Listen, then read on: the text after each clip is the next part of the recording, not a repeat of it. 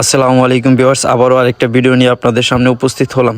আজকে ভিডিও টপিকটা হচ্ছে সর্দার সাখাওয়াত হোসেন বকুল ভাই আমাদের লক্ষ্মীপুর আসছেন। উনি আশাকে কেন্দ্র করে শাড়ি পরিহিত শিশুদের এই সারিবদ্ধতা যেন নির্মম ভালোবাসার প্রতীক। ফুলের মালা হাতে নিয়ে এই শুভেচ্ছা অনুষ্ঠানের সৌন্দর্য বহুগুণ বাড়িয়ে দিয়েছে। এটি কেবল একটি বর্ণই নয়, আমাদের সাংস্কৃতিক এবং সুন্দর প্রতিচ্ছবি।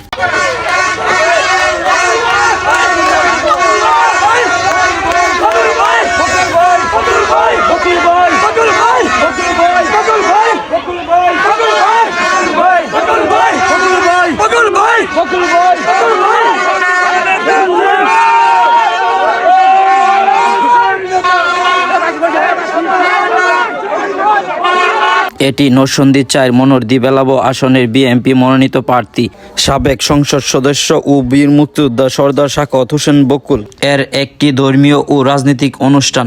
স্থান নারায়ণপুর ইউনিয়ন, লক্ষ্মীপুর ১ নং ওয়ার্ড। আয়োজক বিএনপি ও অঙ্গ সংগঠন। অনুষ্ঠান দোয়া ও মিলাদ মাহফিল। প্রধান অতিথি সর্দার সাখাওয়াত হোসেন বকুল, নরসিংদী ৪ আসনের ধানের শীষে মনোনীত প্রার্থী। বেলাবো ও মনোহরদীবাসীর গর্ব। প্রিয় নেতাকে এক নজর দেখার জন্য হাজার মানুষের ভিড়ে মুখরিত পুরো এলাকা। সবার চোখেই কেবল অপেক্ষা। এই আগমনের সাথে জড়িয়ে আছে কত শত প্রত্যাশা। রাজনৈতিক জীবনে সর্দার সাখাওয়াত হোসেন বকুল জনগণের পাশে সবসময় ছিলেন। বিএনপির মনোনীত প্রার্থী হিসেবে তার নেতৃত্ব দলের জন্য খুবই গুরুত্বপূর্ণ। রাজনৈতিক পরিচয়ের পাশাপাশি সর্দার সাখাওয়াত হোসেন বকুল ধর্মীয় ও সামাজিক দোয়া ও মিলাদ মাহফিলের মতো অনুষ্ঠানে যোগদান প্রমাণ করে তিনি সব সময় মানুষের প্রতি শ্রদ্ধাশীল। সাবেক তিনবারের এমপি সর্দার সাখাওয়াত হোসেন বকুল এই পথচলা অব্যাহত থাকুক। মাটি ও মানুষের পাশে থাকার অঙ্গীকার নিয়ে সর্দার সাখাওয়াত হোসেন বকুল আজও কাজ করে যাচ্ছে। আমাদের সবার সমর্থনই তার জন্য অনুপ্রেরণা। এগিয়ে চলার পথ যখন মা বোনদের ভালোবাসা আর সমর্থনই মেলে, ঠিক তখনই অনুপ্রেরণা কয়েক গুণ বেড়ে যায়।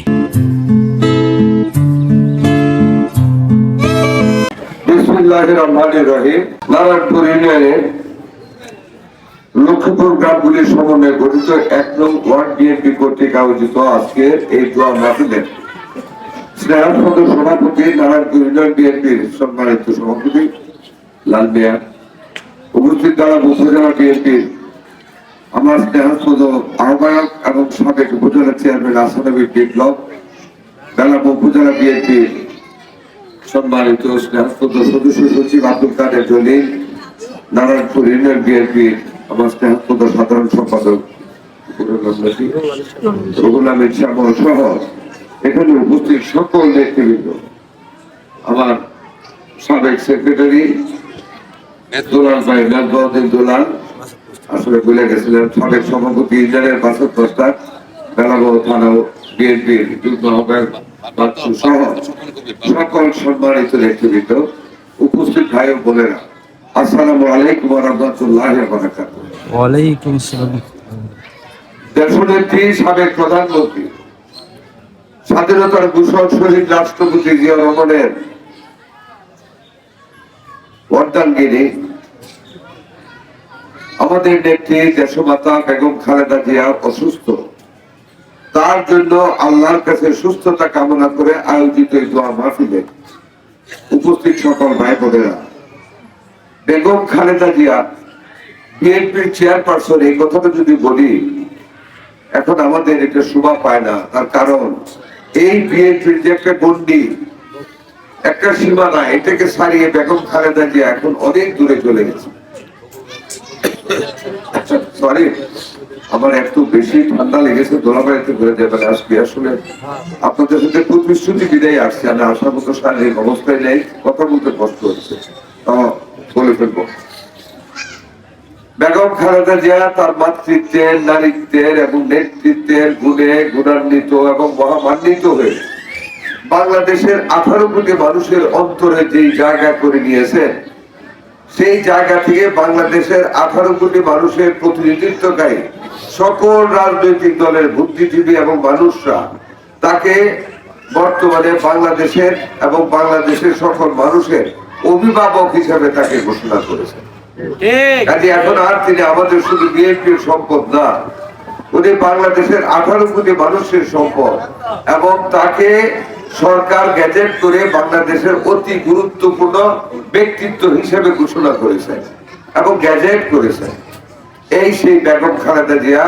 তার কারণ যে অনেকগুলি ঐতিহাসিক কাজ করেছেন বাংলাদেশে, তার মধ্যে সবশেষ বা সবচেয়ে গুরুত্বপূর্ণ যে কাজটা উনি করেছেন, গত 17টা বছর আওয়ামী লীগের সরকার যে নির্যাতন আমাদের উপর করেছিলেন, আওয়ামী লীগের সাধারণ সম্পাদক ওবায়দুল কাদের বলেছিল আওয়ামী লীগের বিদায় হয়ে গেলে প্রায় 10 লক্ষ আওয়ামী লীগের লোকের লাশ পড়ে যাবে। এবং গত বছরের 5 তারিখ যখন শেখ হাসিনা পলায়ন করলেন দলবল মন্ত্রিসভা সহ, তখন এই পরিস্থিতিটাই কিন্তু দেশে হয়েছিল।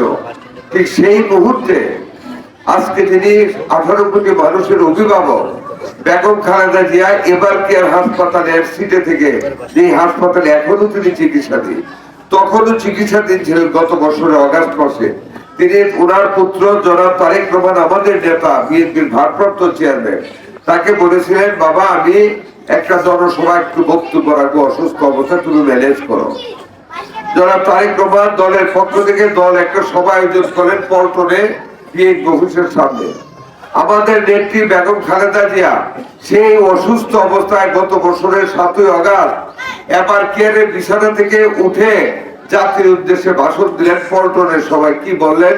শুধু দুইটা কথাই বলবো, যে প্রতিহিংসার রাজনীতি থেকে আমাদের বেরিয়ে আসতে হবে, আমরা আর প্রতিহিংসার রাজনীতি দেখতে চাই না। এই একটি কথায় ওই যে আওয়ামী লীগের ওবায়দুল কাদের বলেছিল 10 লক্ষ লোক তাদের মারা যাবে, একটা লোকও মারা যায় নাই। একটা আওয়ামী লীগের বাড়িতে আগুন দেওয়া হয় নাই, তাদের জানমালের উপর কোন রকম হস্তক্ষেপ করা হয় নাই।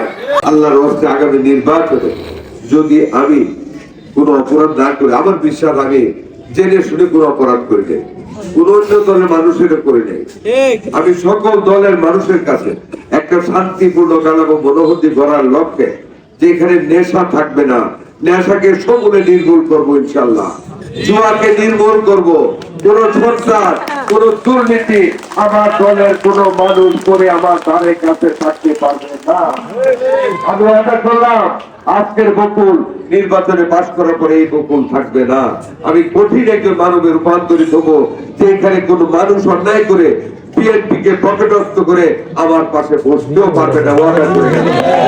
ওয়াদা করে গেলাম আপনাদের মেয়েদের ইফতিজিং করা হয় না, আমি জানি ইফতিজিং করা হয় রাস্তাঘাটে, স্কুলে কলেজে গেলে, বন্ধ হয়ে যাবে।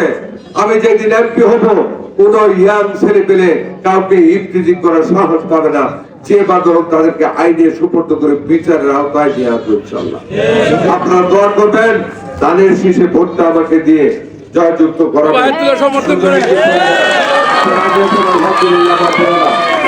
আলহামদুলিল্লাহ, আল্লাহ আপনাদের এই রায়কে কবুল করে দিক আমাকে ভোট দেওয়ার জন্য। আর ভোটের দিন সকাল সকাল বেশি করে ভোটে যাবেন, যাতে আমাকে অনেক ভোটের ব্যবধানে আপনারা পাস করাতে পারেন। ভাইয়েরা আমার, আপনাদের কাছে অনুরোধ করে গেলাম, নির্বাচনের আগে হয়তো আর এত ঘনিষ্ঠতা আসতে পারবো না, হয়তো ওই রাস্তা দিয়ে চলে যাব, তবু হৃদয় কাঁধে নিয়ে আপনাদের জন্য আবার আসার চেষ্টা করব। আল্লাহ আপনাদের দীর্ঘজীবী করুন। আপনাদের সবাইকে ধন্যবাদ।